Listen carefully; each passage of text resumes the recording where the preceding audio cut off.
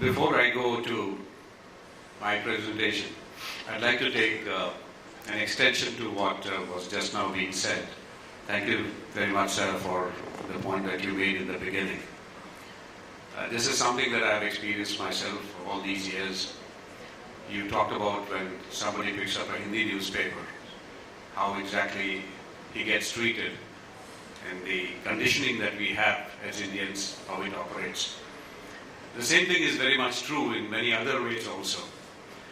We being a company, we were founded about 20 years ago. We were founded in the year 2000 for a domain which was not even known in the world. Identity and access management did not exist as a formal domain in 2000. And when after a lot of experience in the IT industry in India and abroad, I decided to venture out with some people to get into this. Questions that came as to how would you do this, because India doesn't do anything of this type, were all from India, none of it from the outside world. And in 2012, when we decided to become a product company, all the issues that were pointed out and all the skepticism that was there was in India. We were accepted in US as today we are accepted as one of the most stellar companies in identity and access management in US, beyond doubts. We have got Fortune 500 customers, Fortune 100 customers. But in India, we have to struggle in front of an IBM or an Oracle because we Indians think that they are superior because they are made in America. That time is changing, and I think we better change our mindsets also. Another example we find is anyway, I'm not going to more of that, but that was a very well-made point.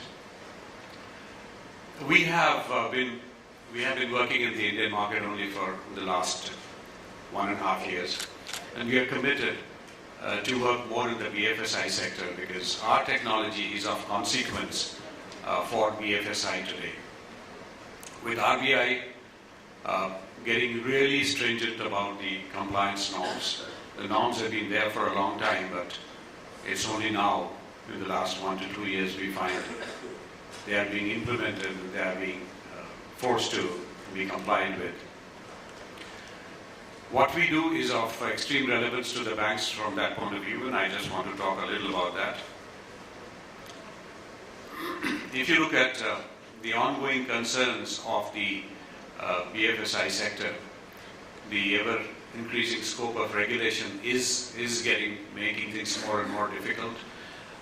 I'm personally beginning to see when I meet up with banks and the BFSI sector, these are some of the issues that are of prime importance.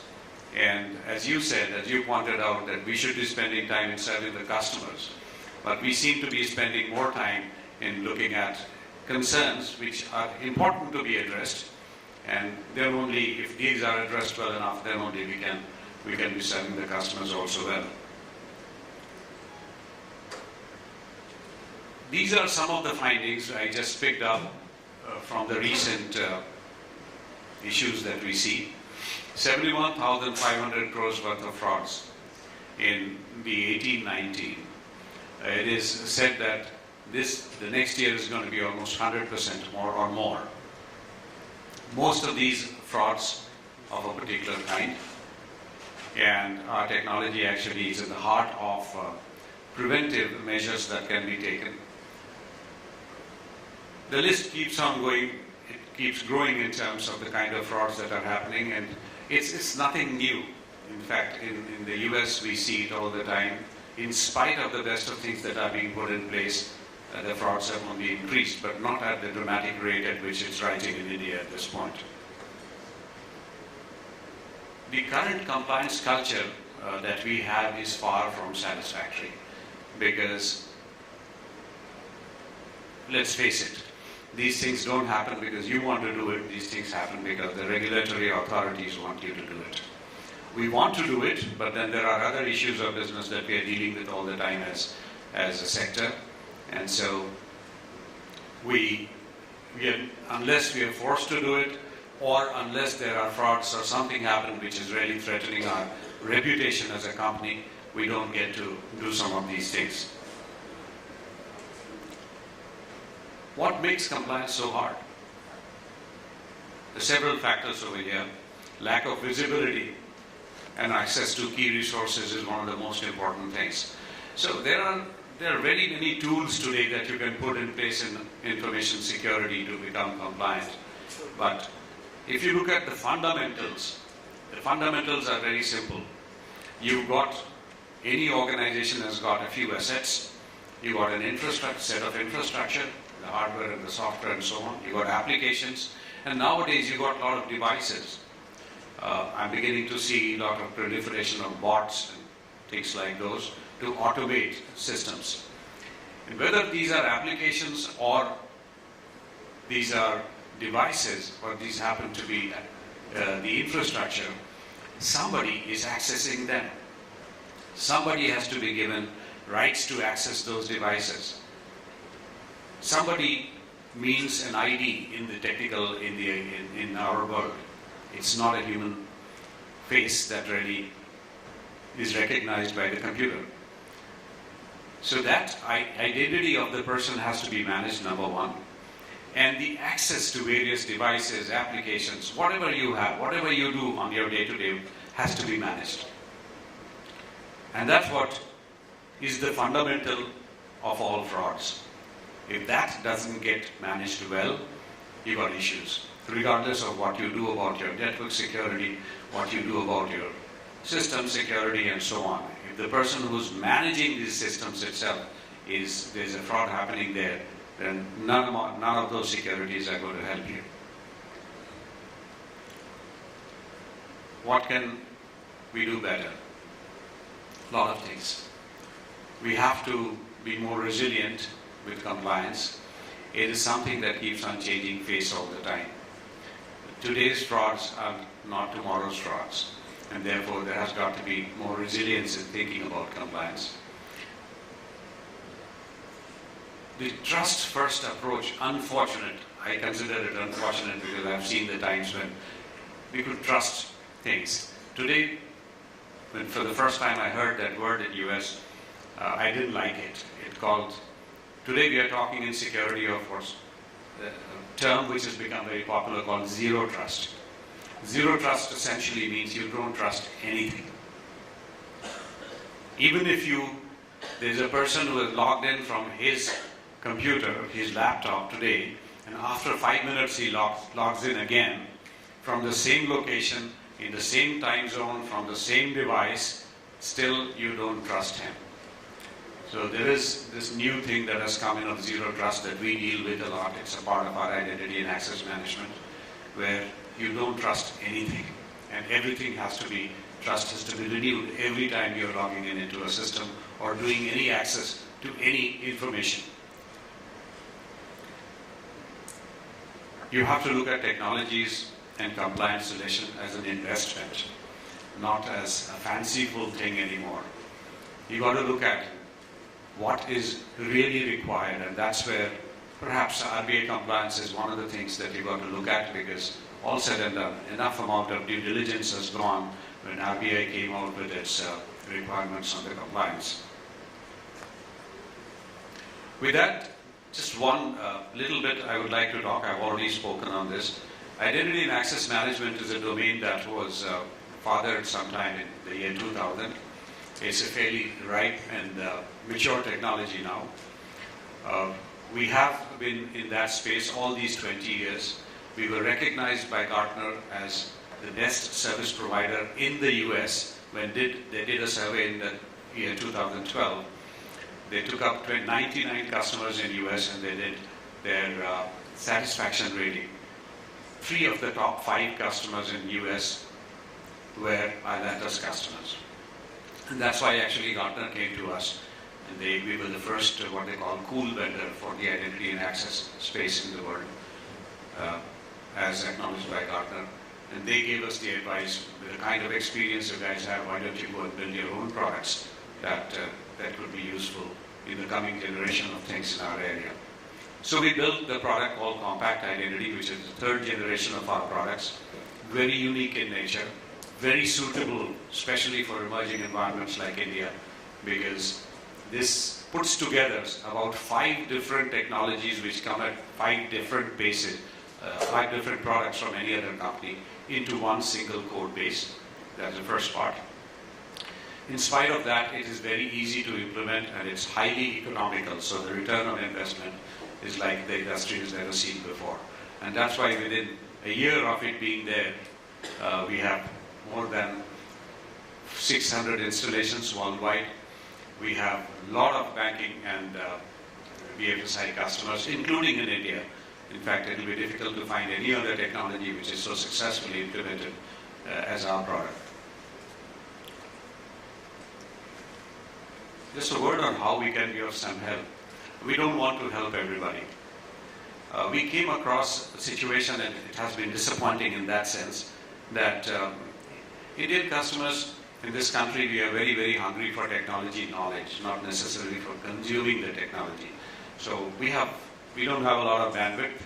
As we began going to organizations, we found we were told to do all kinds of background work, and finally to be told that we don't have budgets to do it. So we very openly say now we are not there to help everybody. We are there to help those who really would like to consume technology. And for those, we are ready to go to any length to show the benefits, to do proof of concepts, and at the end, even if it's a small deployment that takes place, because these things can be only implemented over a period of time, we are willing to do that. We have the Engineering and Development Center out of Bangalore. We are very proud of that. We are in the best of best positions with the analysts. We are very proud of that. We have the only product which is Make in India. We are very proud of that. In fact, with defense segment in India, we are working on some very big initiatives, because Government of India now is not wanting so much to work with, especially in the security space related to defense, with external vendors. So we have got some major research going on in that space as well. And we are very proud of that. Don't want to talk about the recognitions. KuppingerCole is the most known identity and access management analyst in the world. And they have recognized us in the very first year of our 3rd generation product. We are in the leadership quadrant of that product. In fact, they told us that this is the first time we are giving this kind of a recognition to any company in the world. These are some of our customers from across the world, including India. So you can see some of the very large banking customers. You can see APG that you see there is the 2nd largest pension firm in the world and the largest in Europe. We've got Capgemini itself using our technology for more than 250,000 users across the world. So we have enough proof points, including in India. These are some of the common parts, things like single sign-on. We talked about password issues, so how to manage that better in an enterprise environment. But most importantly, things like access certification, which RBI, and I'll just talk about that in a moment, are very important. This is the case study of a commercial bank in India where we recently did work, and we just concluded some of the deliverables for RBI compliance. One of the most important areas is access review. So RBI wants that banks and all the BFSIs, they do review of the access that their employees have to different set of data and information. And it's very difficult to do that manually. Even if you do it, if as a result of the review, you're supposed to disconnect the access, it doesn't get done, and the reconciliation does not happen. So RBI has become very, very stringent, and this is just one example of what our system helps you do. So this particular bank had 57 core applications. As a part of the entire access certification exercise, 1,412 accounts were found where accesses were found that had to be revoked immediately, otherwise this could lead to a lot of issues, not just for compliance but fraud. All that was obtained through the system in a very, very short period of time because it automates everything in that area. Another area is that of people logging into systems itself. RBI mandates that all logins should happen through a single sign-on kind of a system and through no other means. And these are the kind of logins that are happening in this particular organization on a daily basis from the system, from our system.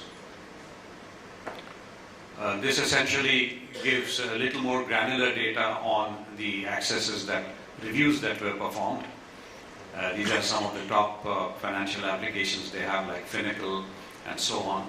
And you can see that few revocations, but these were very, very critical. Without these revocations, it could have led to a fraud. And RBI compliance becomes very important. Nowadays, RBI auditors are very, very stringent on these things. We are here. We'll be happy to talk to you. And if you're serious about the RBI compliance, we'll be happy to talk more on that issue.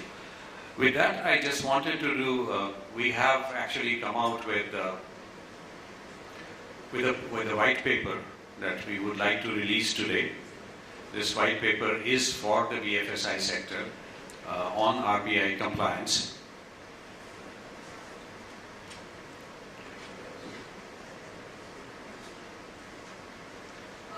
For the solution brief ribbon cutting, I would like to invite Shankar Jadhav, MD, BSc Investment and Head Strategy, Bombay Stock Exchange. Please come on the stage for ribbon cutting.